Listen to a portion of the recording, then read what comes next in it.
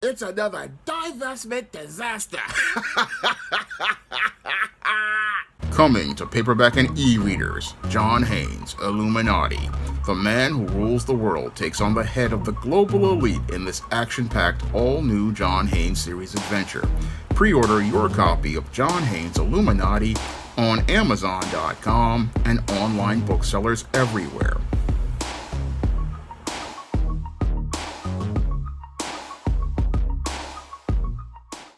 Better get the coleslaw, y'all, because we're having us a barbecue. It looks like ABC's first black Bachelorette is single one mo again. Former Bachelorette Rachel Lindsay's husband, Bryan Abosolo, has decided to file for marriage after 4 years of marriage to Rachel Lindsay. Now, Rachel Lindsay became very popular when it was announced that she was going to be ABC's first black Bachelorette, and as she became ABC's first black Bachelorette, she had a diverse group of men competing for her affections in an effort to get her final rose. And it looks like after getting Rachel Lindsay's final rose, Bryan Abosolo has seen that the rose has basically lost its bloom, and as the petals have wilted away in their 4 years of marriage, that rose is filled with thorns because instead of Rachel Lindsay going on to happily ever after with her non-black man, it looks like she's gone to deal with the thorns of divorce because he's the one filing for divorce. Now, if anybody remembers, about 6 years ago, in about 2017 or 2018, there was a lot of controversy when Rachel Lindsay became the first black Bachelorette, and she had a whole group of diverse men competing for her affections in an effort to give her a ring after she gave them the final rose. And in that competition, we saw as a large group of black men were basically tossed out of the ring of competition for Rachel Lindsay's affections, very similar to what happened in the 2000 or 2001 Royal Rumble when the Big Red Machine Kane basically wound up setting a record for tossing wrestlers out of the ring. Now, in that 2001 or 2000 Royal Rumble, Kane, the Big Red Machine, tossed out 11 competitors out of the ring in the Royal Rumble, and Rachel Lindsay set a record for tossing black men out of the ring on the Bachelorette show as related to trying to compete for her affections. And as she tossed out this record number of black men, she went out of her way to clearly show her preference for the white man, and basically did this starting in the first episode, where a high-value black male attorney dressed in a $5,000 Brioni suit was the first to be tossed straight out of the ring for her affections. And the reason why this was done is mainly because what the show The Bachelorette wanted to do passively was throw a middle finger up at black men and aggressively do it by showing how the high-value black man had no real value for the affections of Rachel Lindsay. And as Rachel Lindsay threw this black man out of the competition, eliminating him in the very first episode, it set a tone for the show that set a standard saying that she wasn't looking to make heterosexual black men her preference, and that was shown in later episodes where she basically threw 3 men straight out of the competition, again, just like Kane in the 2000 or 2001 Royal Rumble, tossing all 3 of those dudes straight out in one episode. And I believe in another episode, she wound up tossing 4 more black men, leaving only the white guys to compete for her affections. And as she looked for these white guys to compete for her affections, she basically was looking for a guy not based on the content of her character, No, she was looking for a guy based on the color of her skin. And it's like the late David Carroll talked about, when it came down to Rachel Lindsay, looks didn't matter as long as he was white. Economics didn't matter as long as he was white. All that mattered was that crystal blue eyes and those creamy white skin. That's what had her spellbound as related to looking for a partner. And as she was looking to have these men compete for her affections, what she was looking for as a partner was the person who was white most of all. And while she kept a black guy in the competition for a while, basically toying with him until she could put him through the table after she tossed him out of the ring, her ultimate choice was to be with a guy who was white. And the entire show was basically, again, a whole passive-aggressive message of self-hatred, because as we started to see the final competitors as related to competing for Rachel Lindsay's affections, as we started to meet Rachel Lindsay's other family members, we started to see that Rachel Lindsay's other family members had the same dysfunctional mindset, and they all had white female partners or white male partners, and Rachel Lindsay herself wanted to get a white male or a white female partner, and this whole family basically wanted to erase its own blackness. And this basically showed how the show The Bachelorette wasn't really about trying to promote black love. No, it was all about trying to promote the narratives of the black woman seeking out a white or a non-black partner to get involved with, and looking to say that in order for a black woman to find love, she needed to find a white or a non-black partner. That was the entire message of that whole season of The Bachelorette. They were looking to push an anti-black love narrative by bringing on Rachel Lindsay, someone who had a clear issue with black men, because here was in the first episode, again, a high-value black man, but that black man had no value for Rachel Lindsay, and that's why she wound up tossing him out first. I mean, what happened there, again, was not only like Kane in the Royal Rumble of 2001, it really reminds me of the Royal Rumble where they hyped up Diesel, and then Diesel got tossed out of the ring first. I mean, that's what this whole situation with Rachel Lindsay reminded me of. But eventually she wound up choosing Bryan Abosolo out of so-called love.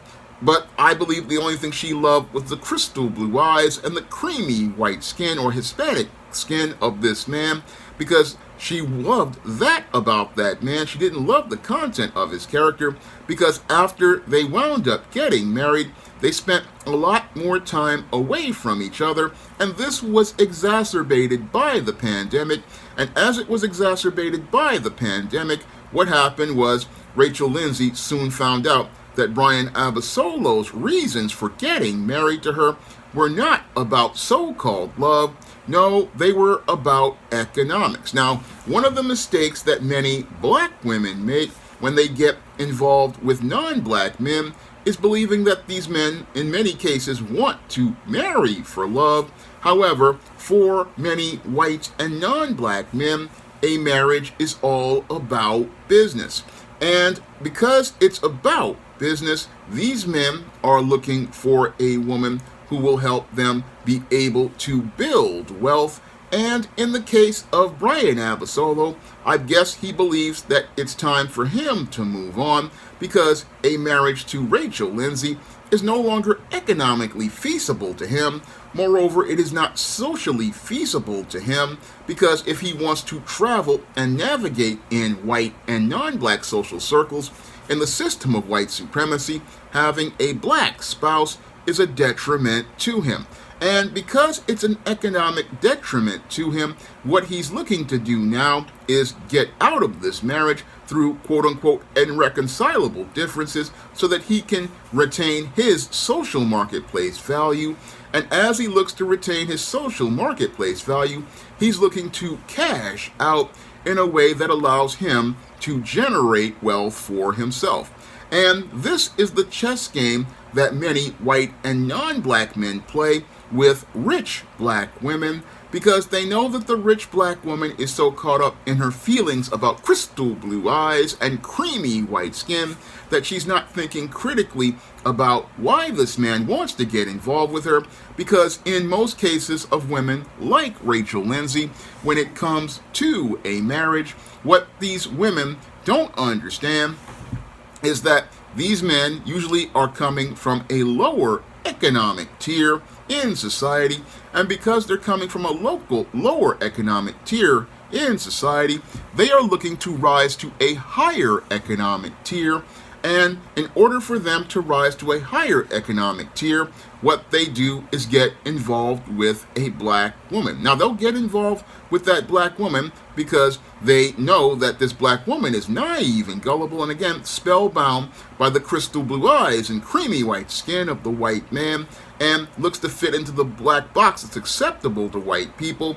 But what that person is looking for themselves is an economic come up, and they look for that black woman who makes more money, because they know if they get involved with that black woman who makes more money, they won't have to pay as related to any sort of divorce. And this is why Bryan Abosolo is filing for divorce himself, because usually in most cases of marriage it's the woman who files for divorce, but he's filing for divorce because he's looking to get a payday at the expense of Rachel Lindsay and looking to cash out of the marriage with more wealth than he would have coming into it.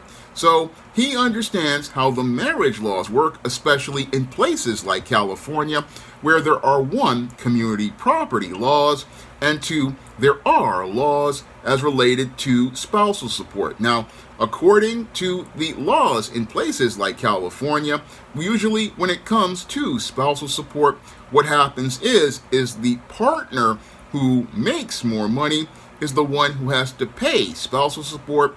And with Rachel Lindsay making more money than Bryan Abosolo, what happens is Bryan is going to be out here getting a payday ordered by the courts, similar to what happened to actress Halle Berry when she got involved with both Gabriel Aubry, the French-Canadian model, and Oliver Martinez. Both of those men are basically getting broke off with payments of now $8,000 a month. They used to get anywhere from a couple of higher amounts of money. I think it was $18,000 or $15,000. No, it was $12,000 a month. But these guys were basically getting enough money to get their bills paid in child support, and this is what's happening to Rachel Lindsay right now. If this divorce goes through and it's proven that she makes more money than he does, what's happening here is he's looking to get that payday, and that's what many of these white and non-black men do when they get involved with these black women who want to hashtag divest and want to go out here and swirl. What these guys do is they see these women coming get 7 steps ahead of them in the relationship chess game. Now, when it comes down to these guys, they know that these women are basically desperate, and they're desperately caught up in their egos, because what these women want to do as they participate in their hashtag divesting is look to get away from black men. And as they look to get away from black men, they want to stick a middle finger up at the black man in contempt. And as they're sticking that middle finger up at the black man in contempt, what they want to do is show that black man that 1, they can get a better partner than them, 2, they can go out here and be involved with the highest man on the highest social tier. And as they're caught up in their feelings about getting involved with this white or non-black man, they're not looking at the bigger picture of the chess game going on. And as they're holding up a pink card and throwing up a middle finger at that black man, these guys are basically seeing her as an economic pawn to enrich themselves. I go in depth on this in my book, Why 70% of Black Women Are Single, in an entire chapter talking about how these white and non-black men use black women economically to enrich themselves, and they have the full force of white supremacy in the family and divorce courts to take all of their money in some cases, like what happened to actress Tanya Pinkins way back in the 90s.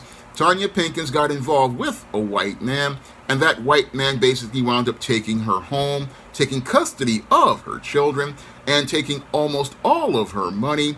And this sadly was what happened to her because she was caught up in the crystal blue eyes and creamy white skin and did not see the chess game this guy was playing economically, because for white and non-black men, marriage is a business, and Bryan Abosolo, I think, is looking to profit from that business venture and looking to elevate his social status. Now that he's gone and had his taste of chocolate, now he wants to get serious, and he definitely wants to get serious now because he's getting older. And while he had his fun on The Bachelorette and had his taste of chocolate, now he's looking to possibly get serious about building an actual family with an actual woman of his own ethnicity or his own race. And Rachel Lindsay has now gone from being the woman who was the center of attention on The Bachelorette with her rose 6 years ago to now possibly looking online for a rose toy, as she joins the 70% of black women who are single. And now as she's joining the 70% of black women who are single, she's realizing that she basically was on The Bachelorette and thinking that she was going to get a man, but all she got was played, because in the game of relationships, she basically showed how inexperienced she was. She thought she was going to spite black men on that show, but at the end of the day, what happened to Rachel Lindsay was sadly what happens to many of the swirlers and divestors. They wind up going from divesting and leaving the black community to winding up walking back to the black community like Janie Crawford did at the beginning of Their Eyes Were Watching God, in a raggedy pair of overalls, looking to try to create a narrative that, oh, this happened to me. But in actuality, what happened to her was she wound up going from being the princess on The Bachelorette, who thought she was going to be happily ever after, to one big divestment disaster. Now, if you want to avoid becoming a part of a divestment disaster, you can pick up my book, Why 70% of Black Women Are Single, and learn how to escape the paradigm of failure by doing everything that is opposite of what is presented in that book. And you can find Why 70% of Black Women Are Single at online booksellers such as Amazon.com in paperback and Kindle format. And you can also find it at other online booksellers in paper and digital formats like Smashwords, the iBookstore, Google Play, Barnes & Noble, Walmart, and Target. And if you'd like to see me do more videos about divestment disasters, you can send a donation to the Patreon, the PayPal, or the Cash App by clicking the links in the description box. That's all I have to say for this video. You can comment, rate, and subscribe. Now available in paperback and e-readers, The Temptation of John Haynes. Give in to temptation and pick up this action-packed African-American paranormal romance. Get The Temptation of John Haynes in paperback and e-readers today. Now available for the first time in paperback, Why 70% of Black Women Are Single. Learn all the reasons why so many black women can't find a husband and why 70% of black women are single. Get your copy of Why 70% of Black Women Are Single on Amazon.com today. Support Black-owned and Black-operated digital broadcast media. www.niceradionetwork.com. Nice Radio Network, broadcasting 24 hours a day, 7 days a week.